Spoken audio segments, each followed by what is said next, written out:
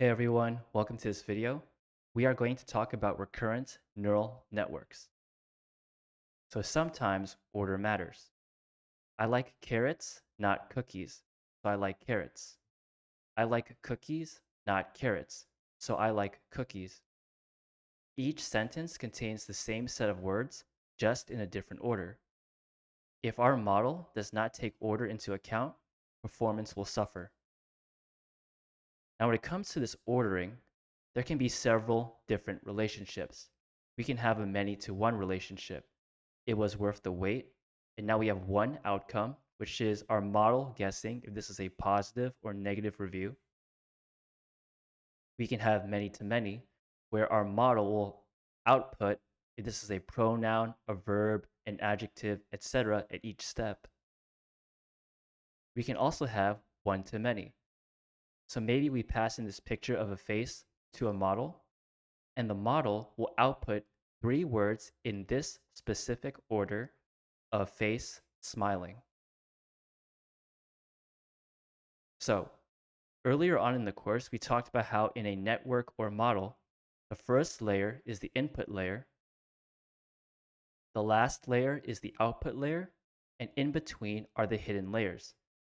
So, how can we make this network understand order? To do that, we will simplify this diagram to this, and then we're going to go vertical. Then what we will do is create copies where the copies get the inputs at a different time. But there's an issue. How would the copies be aware it got the inputs at a different time? How could memory be created? What we will do is use something called hidden state, which will serve as memory. The hidden state or memory is updated using the current input and the past hidden state or past memory. To me, this logically makes sense. Think of it as your current human memories is composed of what is happening to you right now and your past memory. The hidden state or memory contributes to the output, meaning the same inputs with a different hidden state or memory can have different outputs. This also logically makes sense, to me at least, because if you have different memories, you will have different actions, or you'll be a different person, so to speak.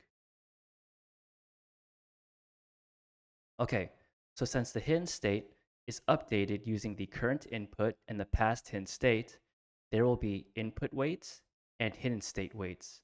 As you can see in this diagram here, and the current hidden state is equal to an activation function applied to hidden state weights times the past hidden state plus the input weights times the current input. Now this diagram is starting to get a bit complex, but at the end of the day, all that's happening is what you see in this diagram here, where ultimately we want the best weights possible, so we get the best outputs or predictions possible, and we use the error/loss to update the weights to hopefully be better. Okay, to close things off, we can use output weights for the current output. As you can see in this diagram, as I mentioned before, the hidden state or memory contributes to the output, meaning the same inputs with a different hidden state or memory can have different outputs. And here's the formula. The current output is equal to output weights times current hidden state. And in the next video, we will run a very, very basic RNN to better understand everything we see in this diagram here. Thanks for watching, and see you all in the next video.